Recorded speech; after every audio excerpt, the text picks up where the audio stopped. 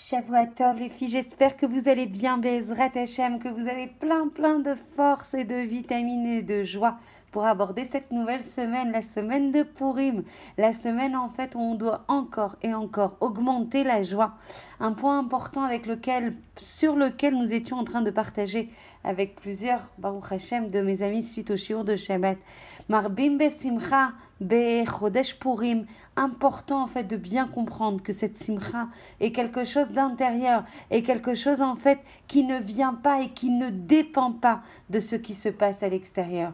Nous avons vécu et nous vivons des fois des épreuves différentes, difficiles, qui nous chahutent, qui nous secouent, et on se dit Dafka, comment c'est possible en fait que ça arrive pendant le mois d'Adar? Il y a eu plusieurs événements, comme vous le savez, me concernant, mais aussi pour d'autres personnes autour de moi.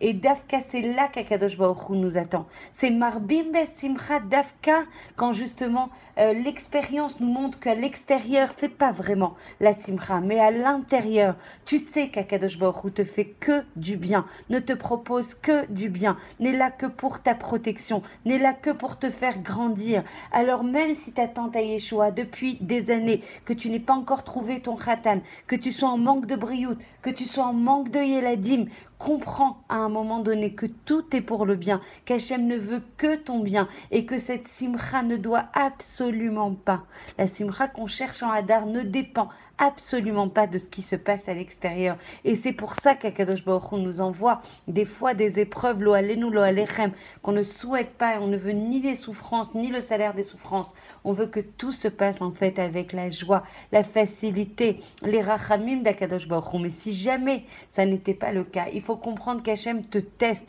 Hachem t'éprouve pour ton bien, pour te montrer que tu as des forces enfouies en toi, insoupçonnées, et que par le biais de ce tsar et de cette souffrance, tu iras chercher Kedeleit Gaber, de façon à te dépasser, de façon à dépasser tes propres limites, de façon à passer tes limites qui te paraissent étriquées, et de comprendre que cette simcha, c'est quelque chose de beaucoup plus profond, de quelque chose en fait qui n'est absolument pas lié aux événements qui se passent à l'extérieur, mais bien aux événements qui se passent à l'extérieur. C'est quoi les événements qui se passent à l'intérieur? Ce sont Dafka ta emuna pshuta, les echos be'akadosh baruch Hu, te saisir, t'accrocher, t'agripper à Akadosh Baruch Hu, ne pas essayer de tout comprendre. C'est une preuve en fait d'orgueil quand le fait de comprendre dépasse la mida, mesouyemet, dépasse une mesure précise qui est de dire j'essaye de comprendre, mais si je n'y arrive pas, c'est là que je dois saisir la emuna pshuta, qu'Akadosh Baruch Hu, il est tov ou métiv, qui ne fait ça que pour mon bien. Même dans ces épreuves que je vois dans ce mois d'Adar, c'est fait justement pour que je puisse me dépasser et comprendre que la simcha que je dois ressentir, c'est la simcha du lien exclusif que j'ai avec Akadosh Baruch Hu, du lien d'être sa fille, du lien d'être protégée, du lien qu'Akadosh Baruch Hu ne veut que mon bien. Je voudrais commencer avec l'aide d'Akadosh Baruch Hu, quelques mitzvot importantes en fait qu'on retrouve au sein de Purim. Et la mitzvah, la première qu'on entend, c'est la mitzvah de s'enivrer à Purim, jusqu'à qu'il ne sache plus distinguer entre Arur Haman et Baruch Mordechai.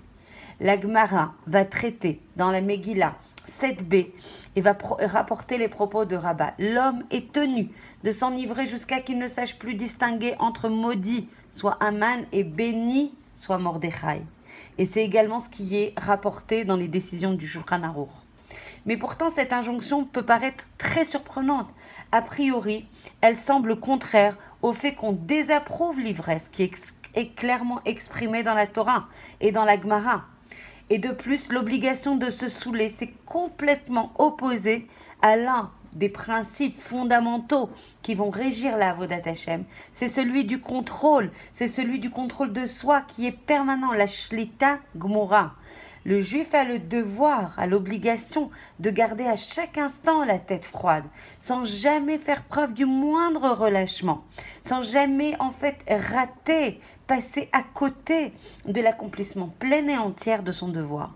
Il est donc de son devoir au juif de se dominer, de contrôler ses pulsions, de contrôler ses désirs, les désirs de son corps. Alors comment on arrive à résoudre l'équation entre le fait qu'il faille s'énivrer, que ça soit une obligation, jusqu'à ne plus distinguer entre maudit soit Aman et béni soit Mordechai, et en même temps garder tout discernement.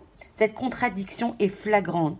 Et Be'ezrat Hashem, on va essayer de comprendre avec le Gaon de Vilna qu'il a une façon de lire la chose complètement différente.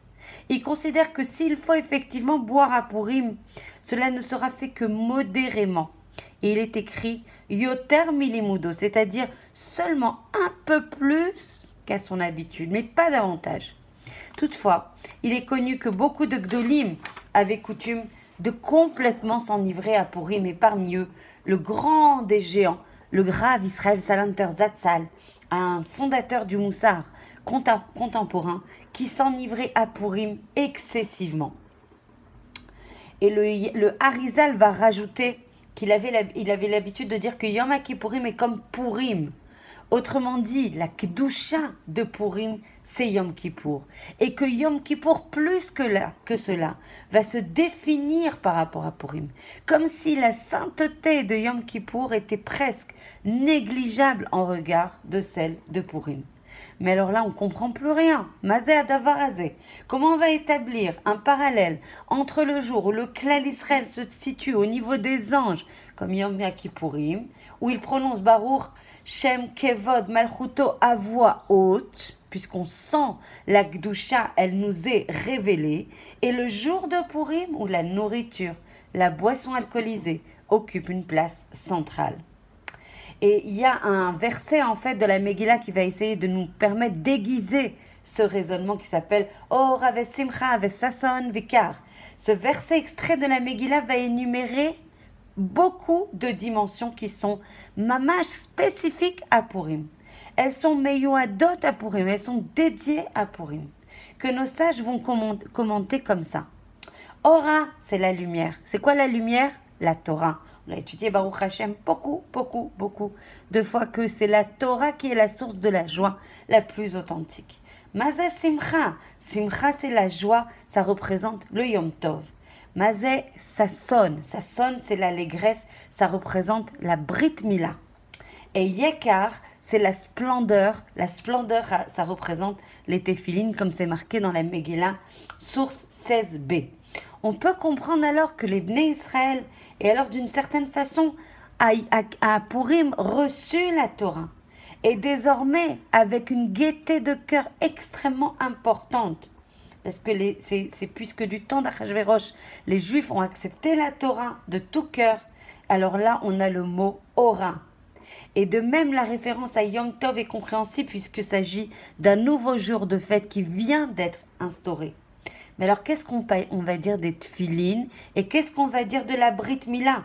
Pourtant, c'était des mitzvot qui étaient déjà acquises et qui étaient pratiquées depuis toujours. Comme vous le savez toutes, le miracle de Purim, c'est un miracle qui est Be'ester, qui est caché. On l'appelle Nistar, car lors de sa survenue, aucun changement spectaculaire ne s'est produit. La nature n'a pas été bouleversée, alors que ça a été le cas, bien sûr, pendant Yetziat Misraïm. Néanmoins, ça n'amoindrit absolument pas la puissance ni l'impact du miracle. Au contraire, comme dit Rashi, à Vatanes, l'amour du miracle, c'est justement quand le phénomène du miracle est caché.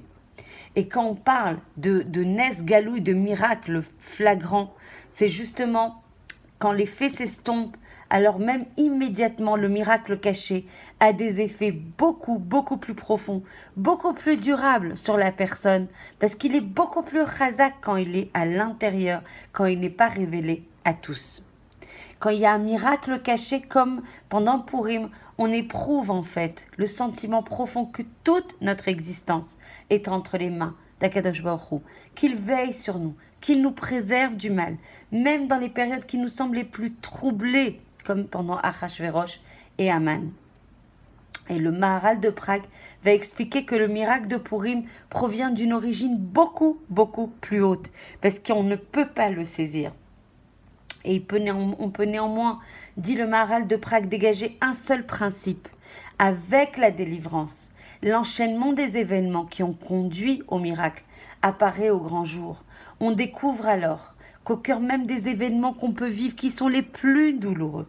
Notre Créateur, Hachem, elle met vraiment Hachem Malé Rachamim, plein de chassadim, plein de bienfaits, a déjà un plan orchestré finement, un plan minutieux pour nous délivrer. Et face à ce témoignage d'amour qui est infini, qui n'a pas de limite, alors notre cœur s'emplit de joie, alors notre cœur s'emplit d'amour, alors notre cœur s'emplit d'un amour intense vis-à-vis d'Akadosh Baruch Hu. Et c'est cette émotion dans ce miracle caché qui va permettre à l'homme de ne jamais se décourager, jamais perdre espoir, jamais, même s'il ne comprend pas, de descendre en termes de Emouna. Une grande importance est une idée en fait pendant Purim. Aman voulait détruire, exterminer tous les Juifs. Les Grecs avaient le dessein d'anéantir par contre le souffle spirituel du peuple juif, alors que Aman voulait vraiment détruire la partie physique du peuple juif. Et le Maharal de Prague va expliquer qu'au moment de Purim, Am Israël a réalisé que le corps revêt une importance importante par sa sainteté. Il a une importance capitale aux yeux d'Akadosh Baruch Hu. À Purim, c'est notre corps qui a été sauvé. Et c'est pour ça qu'il faut avoir de la reconnaissance encore plus importante, encore plus profonde sur l'importance du corps d'un juif. Dans ces circonstances, le bouleversement va me laisser place à une émotion intense. Alors on peut comprendre beaucoup plus facilement et résoudre beaucoup plus fort l'équation qui nous paraît de dire mais c'est incroyable, comment ça se fait que le corps, comment ça se fait que le fait de boire, comment ça se fait que le fait de manger ait une importance aussi capitale. Et du coup, on peut comprendre d'où provient l'obligation de boire, jusqu'à qu'on ne sache plus distinguer entre Arourma Aman et Baruch Mordechai. Il s'agit en fait là d'élever le corps, pas seulement l'esprit, d'élever le corps dans la joie et dans l'ivresse. Et Dafka, le point culminant de cette élévation, c'est l'état d'ivresse. Donc en fait, dans cet état d'ivresse qui est au terme limudo, un peu plus que son limoud, on trouve la possibilité d'élever le corps et pas seulement l'esprit, et de récompenser et de sanctifier et de faire grandir le corps dans une fête qui justement apporte de la reconnaissance, apporte de la justice par rapport au mirsé, par rapport au levouche, par rapport au vêtement qu'est le corps pour la neshama. Que l'on puisse avoir le mérite d'étudier encore et encore sur ce jour de sainteté inouïe, sur ce jour où il faut absolument capter la sainteté, la Kedusha, comme c'est à Kippour, mais d'une autre manière, avec une autre zavide, avec quelque chose qui est moins révélé. Mais du coup, si c'est moins révélé, c'est plus profond, c'est plus chazak, que l'on puisse avoir le mérite vraiment de grandir, de s'établir, de se remplir d'Akadosh Baruch Hu pour une vie meilleure, pour une vie plus épanouissante, pour une vie de Géoula privée et Klalit. Je vous embrasse très fort et je vous souhaite une très belle journée remplie de joie, remplie de sainteté, remplie de pureté. Bezrat Hashem.